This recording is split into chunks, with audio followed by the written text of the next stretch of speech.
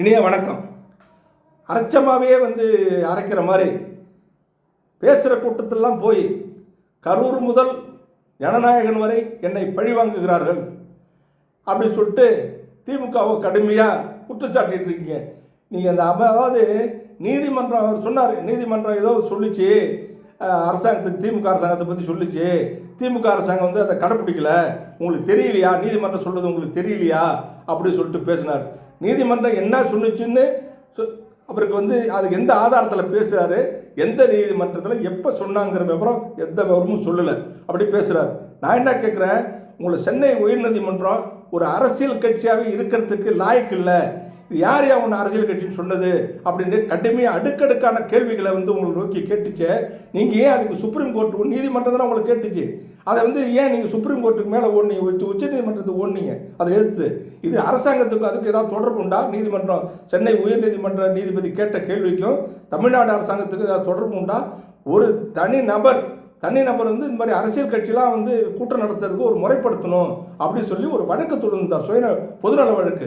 அந்த வழக்கை விசாரித்த நீதிபதி தான் இந்த தீர்ப்பை சொன்ன. உங்களை பற்றி அரசியல் கட்சி தலைவனாக இருக்கிறதே லாயக்கில்லை, அவங்களாம் யார் சொன்னது அரசியல் கட்சின்னு சொல்லி அப்படின்னு அவ்வளவு கடுமையாக விமர்சனம் பண்ணி, அந்த விமர்சனத்தெலாம் நான் திருப்பி சொல்ல விரும்பலை.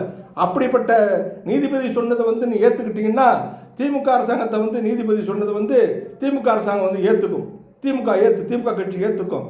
அதில் ஒன்றும் மாற்று வழி இது கிடையாது. நீர் வளத்தை பற்றி பேசுகிறார், நீர் உரிமையை பற்றி பேசுகிறார், அணை கட்டுறதை பற்றி, காவேரியை பற்றி பேச மாட்டேங்கிறாரு, அந்த உரிமையை பற்றி பேசலை, இந்த உரிமையை பற்றி பேசலைன்னு சொல்கிறாங்க.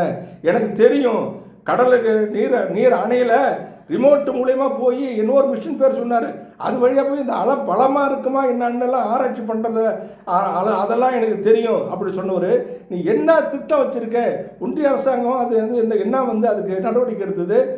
அந்த மாநிலம் இப்போ இந்த அடுத்த மாநிலம், அந்த அணைக்கட்டு இருக்கிற மாநிலம் என்ன சொல்லுது, ஏன் சொல்லுது, அதை பற்றி உன் கருத்து என்ன? அது இந்த தண்ணி திறந்து உடனே தண்ணி திறந்து விவசாயிகள் பாதிக்கிறாங்கன்னு சொல்லியிருக்கியா? அந்த பாதிக்கப்படுற விவசாயிகளுக்கு என்ன நிவாரணம், மாற்று வழி என்னன்னு நீங்கள் சொல்லியிருக்கீங்களா?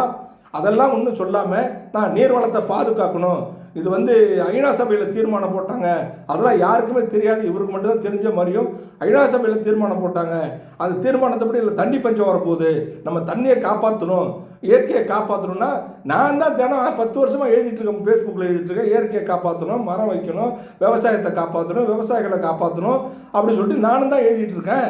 நீ என்ன இன்றைக்கி புதுசாக சொல்ல போகிற? உன் நடிகைங்கிற ஒரு கவர்ச்சியை வச்சுக்கிட்டு நீ எது சொன்னாலும் எடுபட்டுடுமா? அந்த நீர் பஞ்சத்தை போக்குறதுக்கு என்ன நடவடிக்கை எடுக்க போகிறீங்க அது சொல்லுங்கள். என்ன வழி வச்சுருக்கீங்க? அதுக்கு என்ன வழி வச்சுருக்கீங்க? ஒன்றிய அரசுக்கு தான் கேட்கறதா இருந்தாலும் ஒன்றிய அரசுக்கு போய் என்ன கேட்பீங்க? என்ன இது வரைக்கும் வாயை திறக்க மாட்டேங்கிறீங்களே. அப்புறம் கனிம வள கொள்ளையை பற்றி பேசுகிறார். ஆத்துமணல் போயிடுச்சு, கனிம வளங்கள்லாம் போயிட்டுது, யாருமே கேட்கறதுக்கு ஆள் இல்லை, நான் தடுத்து நிறுத்த போகிறேன். நீ என்ன மாற்று வழி வச்சுருக்க அதுக்கு தடுத்து நிறுத்துறதுக்கு? என்ன செய்ய போகிற? நெல் கொள்முதல் பற்றி நான் முன்னாடி சொன்னேன், நெல் கொள்முதல் இதெல்லாம் பேசுகிறதுக்கு நல்லா இருக்கும் ஒழிஞ்சு என்ன வேணாலும் மேடையில் பேசிட்டு போகலாம். அதை எதை பேசணும்னா ஒரு தலைவனாக இருக்கும், சிந்திச்சு எதை முடியுமோ அதை பேசணும். நாங்கள் திமுக தேர்தலில் இருக்க மாதிரி அப்படி எல்லாத்தையும் சொல்ல மாட்டோம், எங்களால் என்ன முடியுமோ அதை சொல்லுவோம். என்ன முடியுமோ சொல்கிற நீ என்னென்ன நிறைவேற்றி தீர்வுன்னு சொல்ல. இப்போ என்ன செய்திருக்க? இது வரைக்கும் அரசியல் வாழ்க்கையில் 30 வருஷம் திரைப்படத்துக்கு பல கோடியை சம்பாரிச்சிருக்கீங்க, கோடியே 200 கோடி ஒரு படத்துக்கு சம்பளம், ஒரு வருஷத்துக்கு 1000 கோடி 2000 கோடி சம்பாதிக்கிற வருமானத்தை விட்டுட்டு வந்திருக்கேன்னு சொல்லி உங்கள் பக்கத்தில் இருக்கிறவங்கெல்லாம் அல்ல கையெல்லாம் சொல்லிட்டு இருக்கு. என்ன இது வரைக்கும் மக்களுக்கு என்ன செய்திருக்கீங்க? எல்லாம் தெருவில் போய் போராட சொல்லிட்டு நீங்கள் வீட்டோட படுத்துக்கிறீங்க. இதுதான் உங்களுடைய நீதி நிர்வாகமா? இதுதான் உங்களோட அமைப்பா? இதெல்லாம் பேசுகிற நீங்கள் உங்களை திமுக அரசாங்கத்தை பேசுகிறதுக்கு என்ன தகுதி இருக்குது? அப்புறம் ஒன்று சொல்கிறீங்க, முதலமைச்சர்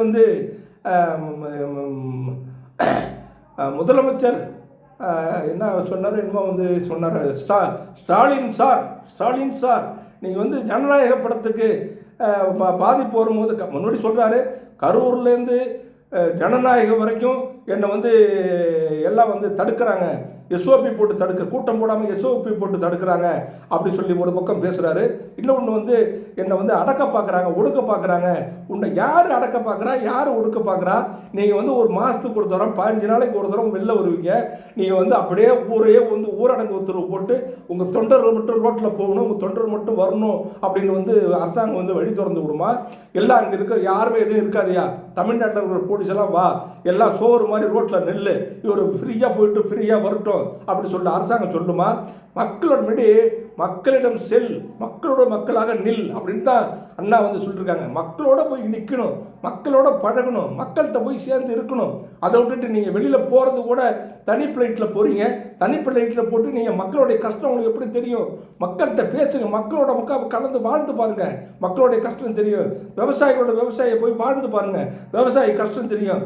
உனக்கு எழுதி கொடுக்குறவனா ஒழுங்காக எழுதி கொடுக்கணும், அதையும் வந்து ஒழுங்காக எழுதி கொடுக்குற ஆளை வச்சிடல. ஒழுங்காக எழுதி கொடுக்கணும், அடுத்த முறை ஒழுங்காக எழுதி கொடுக்கலான்னு கேளுங்க இல்லைங்களா?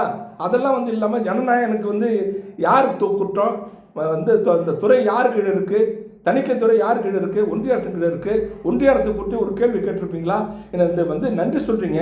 நான் வந்து முதலமைச்சர் சார், நீங்கள் வந்து ஜனநாயகம் படத்துக்கு அப்படியே பூசின மாதிரி முழுன மாதிரி அப்படி அப்படி இப்படி அப்படி சொல்லி அது வந்து அதையும் வந்து ஒரு முதலமைச்சர் வந்து சொன்னது வந்து ஒரு கேவலப்படுத்துகிற மாதிரி வந்து பேசுகிறீங்க. நன்றி சொன்ன எல்லாருக்கும் முதலமைச்சர் உட்பட சரி, அப்படி இருந்தாலும் முதலமைச்சரோட எல்லாருக்கும் நன்றி சொல்கிறேன் அப்படின்னு சொல்கிறீங்க. முதலமைச்சருக்கு நன்றி சொன்னீங்களே, ராகுல் காந்தி அவர்களும் வந்து உன்னை ஃபோனில் கூப்பிட்டு விசாரித்தார், கரூர் பெறத்துக்கு ஃபோனில் கூப்பிட்டு விசாரித்தார். அப்புறம் திருப்பி ஜனநாயகக்கு தனியாக ஒரு ட்வீட் போட்டு தனியாக அறிக்கை விட்டார். ஜனநாயக படத்தை வந்து முறைக்கு நிறுத்திட்டாங்க ஒன்றிய அரசாங்கம்னு. அந்த ஒன்றிய அரசாங்கத்தை பற்றி உங்களுக்கு பேச முடியல. உங்களுக்கு பாதுகாப்புன்ற ராகுல் காந்தியை பற்றி அவர் சொன்னது, அவர் பேரை சொல்ல கூட உங்களுக்கு பயம். பேரை சொன்னீங்கன்னா எங்கே மோடி வந்து வந்துடுவாரோ, அமித்ஷா வந்துடுவாரோ, நெருக்கடி கொடுப்பாங்களோ அப்படிங்கிற பயத்தில் ராகுல் வந்து காந்தி பேரையே சொல்ல பயப்படுற நீங்களா வந்து மக்களை வந்து காப்பாற்ற போகிறீங்க அப்படின்னு வந்து விவரம் தெரிஞ்சவங்க கேட்க மாட்டாங்களா? அது உங்கள்கிட்ட என்ன பதில் இருக்குது சொல்லுங்கள். உங்களுடைய தவறால் காலதாமதம் இது வரைக்கும் பதில் கிடையாது. நீ ஏன் வந்து இத்தனை மணி நேரம் லேட்டாக போனீங்க? ஏன் வந்து 3 மணிக்கு ஆரம்பிக்கிற கூட்டத்தை 12 மணிக்கு வந்து வெளியில் வந்து சொன்னீங்க? திருப்பி வந்து ஏன் அவ்வளோ காலதாமதம் போனீங்க? ஏன் அடுத்த மாவட்டத்தில் ஆளெல்லாம் கூப்பிட்டு போனீங்க? எந்த கேள்விக்கு இது வரைக்கும் பதில் கிடையாது. ஏன் லேட்டாக போடுங்கிறதுக்கு இது வரைக்கும் பதில் கிடையாது. பழியெல்லாம் தப்பெல்லாம் பண்ணிவிட்டு பழியை மட்டும் அடுத்த மேலே தூக்கி போட்டு போகிறது என்ன நியாயம் இது? இந்த இதான் தொடர்ந்து நீங்கள் வந்து செய்துட்ருக்கீங்க. மக்களுக்கு வந்து அதாவது ஒரு 10-100 பேர் ஒரு உங்களை பார்க்குறதுக்கு கூட்டம் வருது. அதை யாரும் இல்லைன்னு சொல்ல முடியாது. அந்த நீங்கள் ஒரு ஒரிஜினலான நடிகர், நல்ல டான்ஸர், அதெல்லாம் வந்து ஒன்றும் இல்லைன்னு சொல்ல முடியாது. நீ வா, இப்போ கிளம்பி வாங்க, களத்துக்கு வாங்க, எல்லாரும் போய் பாருங்கள். ஒரு ஊரை போங்க, கிராமம் போங்க, எல்லா இடத்துலையும் உங்கள் ஆள் இருக்காங்க, ரசிக்க ஆள் இருக்காங்க. நான் கூட வந்து வேடிக்கை பார்ப்பேன் வந்தீங்கன்னா. ஏன்னா ஒரு வேடிக்கை பொருள் தானே, ஏன்னா பனையூர் பங்களால் பதிவு கிடைக்குங்கல்ல, வேடிக்கை பொருள் தானே. அதனால் வாங்க, வெளியில் வாங்க. வெளியில் வந்து மக்கள் என்ன கஷ்டப்படுறாங்க, எப்படி இருக்காங்க, மக்கள் என்ன பேசிக்கிறாங்க, எவ்வளோ சந்தோஷமாக இருக்காங்களா, துக்கமாக இருக்காங்களான்னு அதெல்லாம் வந்து பார்த்துட்டு பேசுங்க. நீ உங்களுக்காக வந்து ராகுல் காந்தி பேசுகிறாரு, முதலமைச்சர் பேசுகிறாரு, எல்லா அரசியல் கட்சியும் இந்த ஜனநாயக படத்துக்கு கண்டித்து மத்திய அரசு ஒன்றிய அரசாங்கத்தை கண்டித்து அறிக்கை விடுறாங்க. நீங்கள் மட்டும் அந்த ஒன்றிய அரசாங்கத்தை வந்து கண்டித்து அறிக்கை விடல. 500 கோடி ரூபா செலவில் எடுக்கப்பட்ட படம் முடங்கி கிடக்குன்னா அந்த தயாரிப்பாளர் எவ்வளவு நெருக்கடியை வந்து சந்திச்சிட்ருப்பார். ஒரு வட்டி எவ்வளோ வட்டி போகும், அதெல்லாம் வந்து அதை பற்றி ஏதாவது உங்கள் அக்கறை இருக்கா? அதை பற்றி ஏதாவது ஒரு வார்த்தை பேசியிருக்கீங்களா? ஏன் ஒன்றிய அரசை கண்டிச்சிருக்கீங்களா? இதெல்லாம் கண்டுக்க மாட்டீங்க. அடுத்த மேலே மட்டும் குற்றச்சாட்டை மட்டும் சொல்லிட்டு போவீங்க. இதுதான் வந்து ஒரு தலைவனுக்கு அழகா இது. நன்றி, வணக்கம்.